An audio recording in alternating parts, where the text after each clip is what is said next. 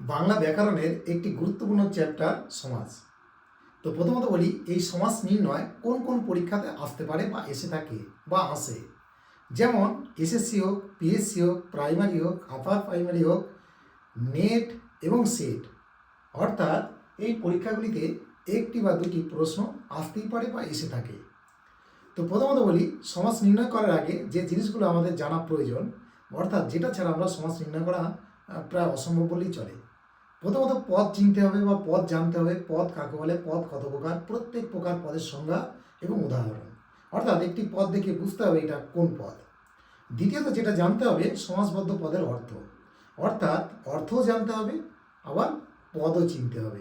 এই দুটো কাজ যদি আমরা করে নিই, খুব সহজেই আমরা সমাস নির্ণয় করতে পারবো। তো তার আগে বলি, সমাস কাকে বলে, সমাস কত প্রকার, সমাসের প্রয়োজনীয়তা কী, সমাসের বৈশিষ্ট্যই বা কী, সেসব প্রসঙ্গ আমি আলোচনা করছি না। এখানে আমি লিখেছি সাধারণ কর্মধারায় সমাস, অর্থাৎ এটা নির্ণয় করার আগেও আমাদের জানতে হবে কর্মধারায় সমাস কাকে বলে, কর্মধারায় সমাস কত প্রকার, কর্মধারায় সমাসই বা সংস্কৃত কোন সমাসের অন্তর্ভুক্ত ছিল। ধরে নিলাম আমরা সকলেই জানি। এখানে সাধারণ কর্মধারায় সমাস লিখেছি, তার মানে আমি আলোচনা করছি সাধারণ কর্মধারায় সমাস নিয়ে। এ প্রসঙ্গে বলে নিই, কর্মধারায় সমাসে কিন্তু পরপদের অর্থ প্রাধান্য পায়।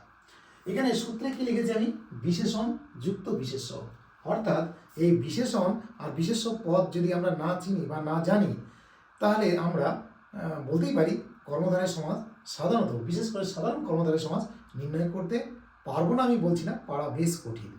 তো যাই হোক, সূত্রে লেখা আছে বিশেষণ আর বিশেষ্য। তাহলে আমরা জেনে নিই আগে বিশেষ্য পদ কাকে বলে, অর্থাৎ যে পদের দ্বারা কোনো কিছুর নাম বোঝায় সেটাই অবশ্য করে বিশেষ্য পদ। আর লেখা আছে বিশেষণ পদ, অর্থাৎ যে পদ বিশেষ্য বলবো না, নাম পদের দোষগুণ অবস্থা সংখ্যা পরিমাপ বোঝায় ইত্যাদি প্রকার, তাকে কি বোঝায়, তাকে বিশেষণ বোঝায়। অর্থাৎ নাম পদের দোষগুণ অবস্থা ইত্যাদি প্রকাশ করে যে পদ, তাকে বিশেষণ বলে। তাহলে আমি যদি বিশেষণ পদ চিনি বা বিশেষ্য পদ চিনি, দুটো পদ যদি জেনে যাই, তাহলে আমার সাধারণ কর্মধারা নির্ণয় করা সহজ। তাহলে আমাদের দেখতে হবে যে সমাসবদ্ধ পদটিতে যদি প্রথমে বিশেষণ থাকে, পরে যদি বিশেষ্য থাকে, তাহলে আমরা বলতে পারবো সেটা সাধারণ কর্মধারায় সমাস। যেমন এখানে লেখা আছে নব যৌবন, নব যৌবন।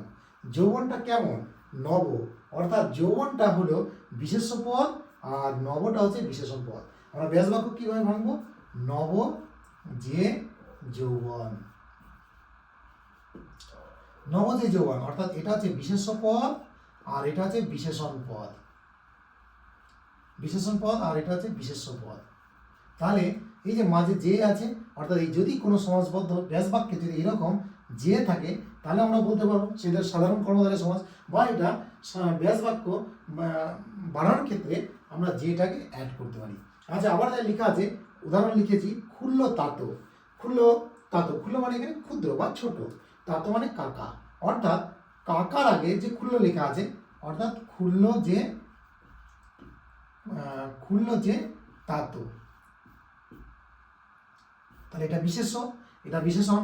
সেমভাবে লেখা আছে গুপ্তচর, তাহলে গুপ্ত যে চর, গুপ্ত যে চর, এই চরটা হচ্ছে বিশেষ্য, গুপ্ত হচ্ছে বিশেষণ। সেমভাবে লেখা আছে নীল কমল, এই কমলটা হচ্ছে বিশেষ্য, নীলটা হচ্ছে বিশেষণ, মাঝে একটি যে বসালে ব্যাস বাক্য হয়ে গেল, সেটাও সাধারণ কর্মধারায় হয়ে গেল। কাঁচা কলা, এই কলাটা হচ্ছে বিশেষ্য, কাঁচাটা হচ্ছে বিশেষণ, অর্থাৎ কলাটা কেমন, কাঁচা। পাকা কলা বলে সেম জিনিস, সাধারণ কর্মধারায় মাঝে একটি যে বসাতে হবে। লেখা আছে শ্বেত পদ্ম, তাহলে শ্বেতটা হচ্ছে বিশেষণ, পদ্মটা হচ্ছে বিশেষণ। আবার এইভাবে আমরা যদি বলি যে পীতাম্বর, পীত যে অম্বর, পীত যে অম্বর, অম্বরটা বিশেষণ, পীতটা বিশেষণ। আবার সেমভাবে আরও যদি আমরা বলি প্রিয় সখা, তাহলে প্রিয় যে সখা, সেমভাবে বিমাতা, বি যে মাতা বা অর্থাৎ ভিন্ন যে মাতা। এরকম এরকম অনেক উদাহরণ আছে যে বিশেষণ যুক্ত বিশেষণ, অর্থাৎ বিশেষণ পদ আর বিশেষ্য পদ যদি সমাসবদ্ধ পদে থাকে, আমরা খুব সহজেই সেটা বলতে পারবো সাধারণ কর্মধারায় সমাস।